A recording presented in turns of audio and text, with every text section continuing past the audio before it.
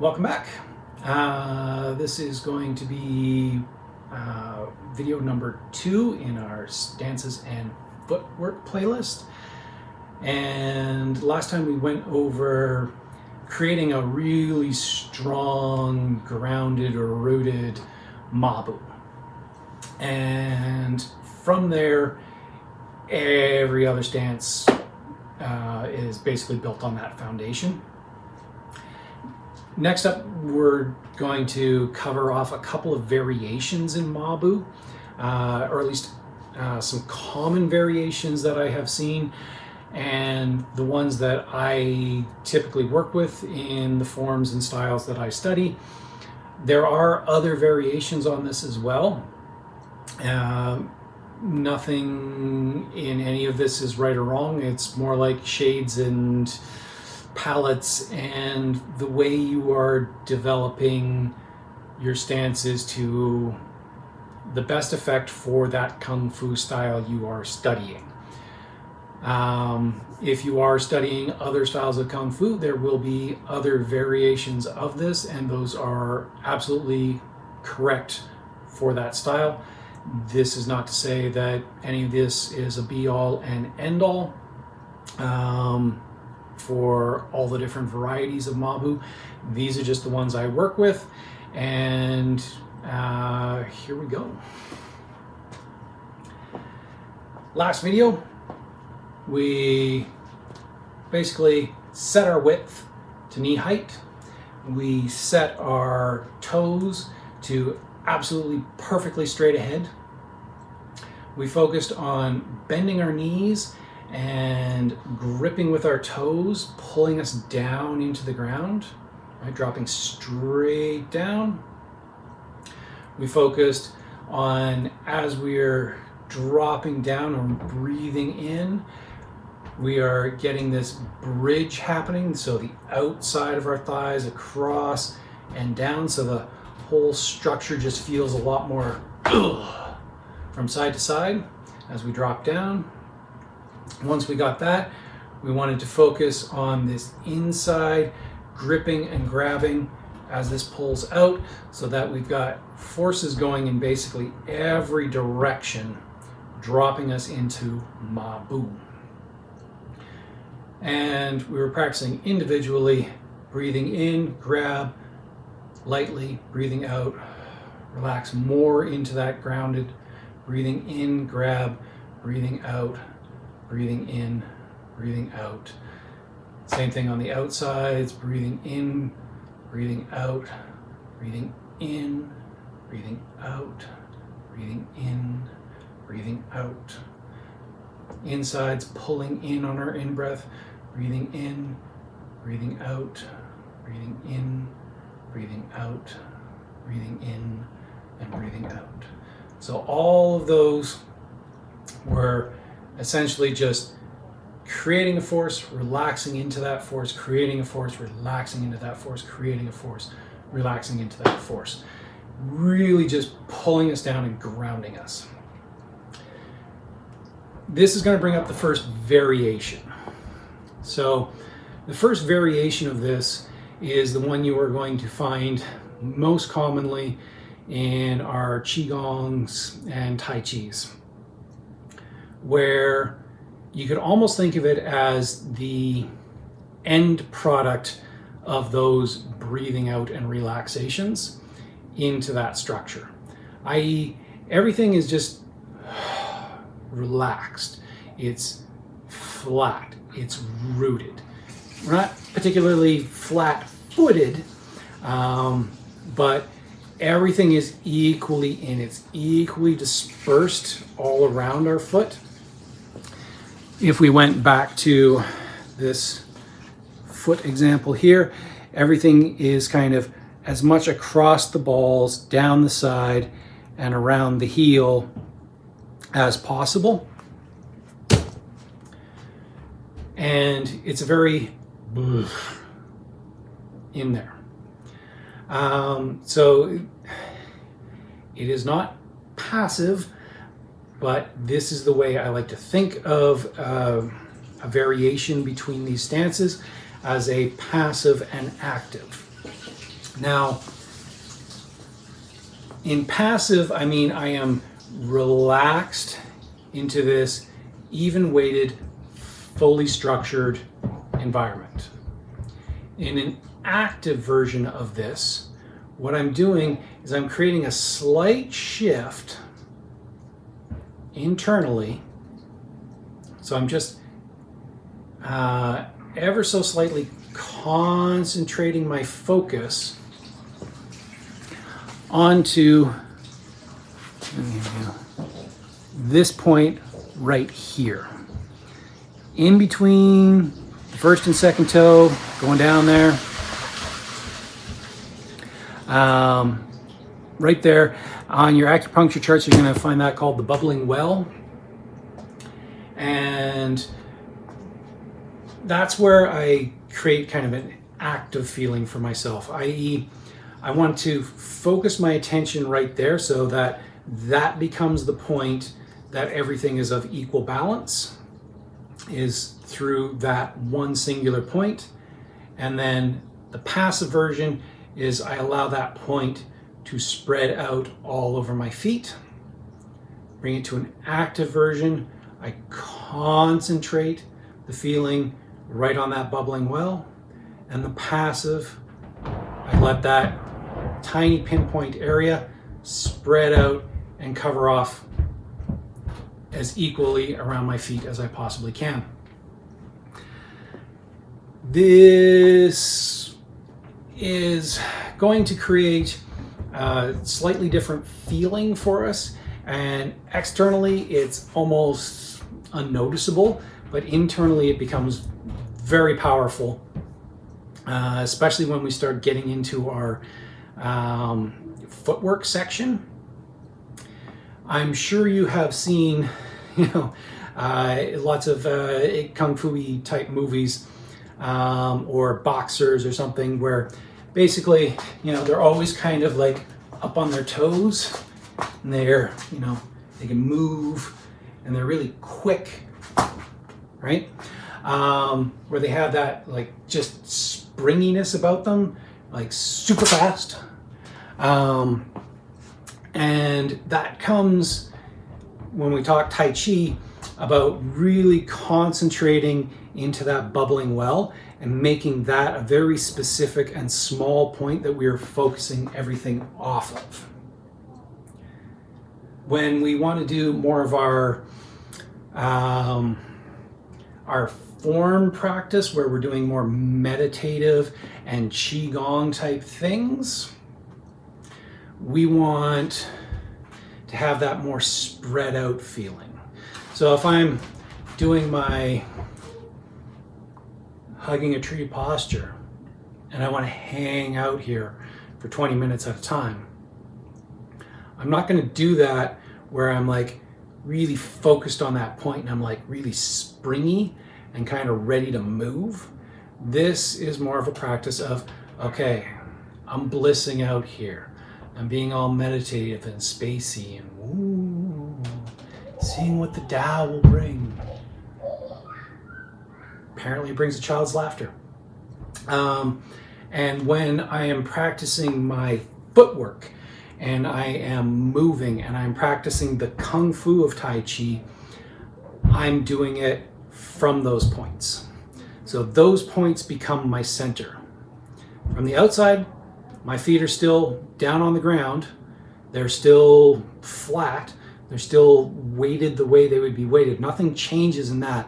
It's just a change in focus, going from a nice wide spread out sort of feeling across my foot into that very specific point in the middle of my foot where everything is happening from there. So that's variation number one in Mabu.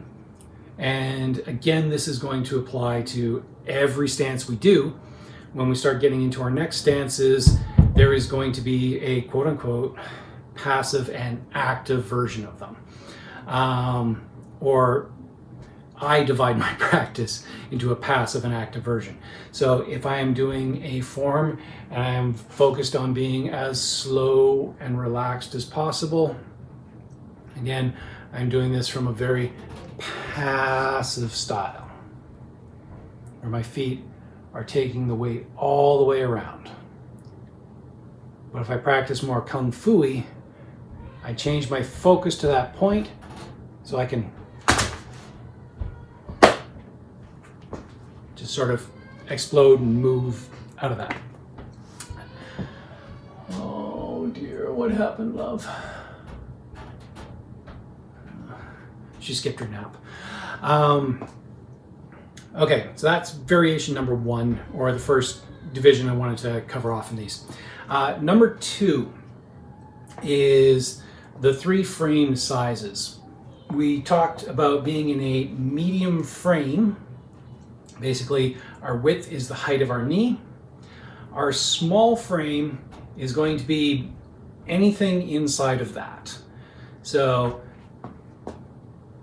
half a step in, half a step in, half a step in, half a step in, half a step in, half a step in. This is all small frame. I typically wouldn't go that small, but I like to do what I call new in box or new in package. Probably the first video in the standing playlist. And that basically just means my feet are under me as comfortably as I can. I'm not worried about this. I like to think of this as my hanging out on the street sort of thing. Like, this is how I would stand on the street if I didn't have anywhere to go and I was just standing there. I'd put my feet under me. I'm still going to do the same, toe alignment straight ahead, but I'm not going to worry about, having this sort of, semi-planted thing. It's going to be more like I'm on a sidewalk, other people are on the sidewalk, they're going to want to go by. I'm trying to take up as little room as possible, but I'm not going to, go or anything like that. So it's still very relaxed, very casual, and I would build my small frame stances off of this. So if you wanted to do a Mabu from here, or a small frame Mabu, all you're going to do is take your new in box, standing comfortably, toe straight ahead, and just bend your knees. Bend your knees down as far as you can, that your body still stays straight up and down. If you feel to get any lower, you have to start to pitch forward. That's where you stay. So it's just drop to where you're straight up and down. Our large frame stances are essentially going to be anything larger than medium frame. And these, you can work your way down to them. Like, do not immediately try and drop down into big Shaolin-y, Wudong-y sort of stances. Like I say, large frame is literally anything larger than medium. So just in the way that small frame could be like half, a foot width in from there, a large frame can start out just like that. You just move 1 foot out a tiny bit and drop down into that, changing your width slightly, increasing as you get more comfortable with this, creating those connections, those alignments, making sure you're gripping the ground, forcing out here while drawing in the inside, having this whole thing sort of collapse in. As long as you're doing that, and then just progressively working your way out a little bit further, a little bit further, a little bit further, a little bit further, a little bit further, a little bit further, and like pulling yourself down into this, like really gripping the ground, getting like, ugh. You want to feel like, ugh, this bridge that's here. It's just like, ugh, pushing out, and inside here, like this whole thing just wants to collapse, like a black hole, just getting that with your grip. You start to feel really right? So work your way down slowly, slowly, slowly, slowly, slowly. Don't hurt yourself with any of these. Work up to the edge of uncomfortable, and then from there, get comfortable, and then the edge of uncomfortable will move on you slightly, and you just slowly work your way down. Next up, this is, again, sort of another way I classify these stances. I think of them as closed and open. It's as bad a description as passive and active because it doesn't really describe them. It's just a comfortable way for me to think of them. And all I'm really doing when I talk about closed and open is, so far our toes have been pointed straight ahead. And I like to think of this as closed. It's not, obviously, but the other variation to the Mabu stances that I really practice, that sort of fall under my curriculum, is you have toes pointed straight ahead and you have toes opened out. So like in our standing playlist, we did essentially the ballet position 1 with our toes pointed out, and that does some funky cool things to our hips, and we're just taking that into our Mabus. So from Mabu closed, like a medium frame closed Mabu, toes pointed straight ahead, open our toes out, rotate, so that basically we get some serious outward rotation. Our knees have to track directly over our toes. So if we bend down here, we want to make sure our knees are following the same direction as our toes. We don't want our knees collapsing in as we go down. We don't want any of this sort of thing happening. This will blow out our knees. We also don't want it going the other way. It's tricky to go the other way, but it is possible if you feel that your knees, like if you feel pressure on the outside of your knee, like that's getting stretched, just grip with your toes more as you drop down into this. And again, we're going off of the same principles in that we are gripping to pull down and then relaxing into that pull down, gripping to pull down, relaxing into that, gripping and relaxing. We still want to have that same sort of pressure out. So we're still going to be pressing our right leg into our left leg. We want to shift our weight that way, or I want to shift my weight this way. So I'm still doing that. However, this is where this stance gets really interesting for us, because in the last one with our toes closed, as we were pushing from one side to the other, we were getting a line of force that was going along the outside of our legs. When we rotate our toes out, now what we're doing is we're getting a line of force that goes along the tops of our legs.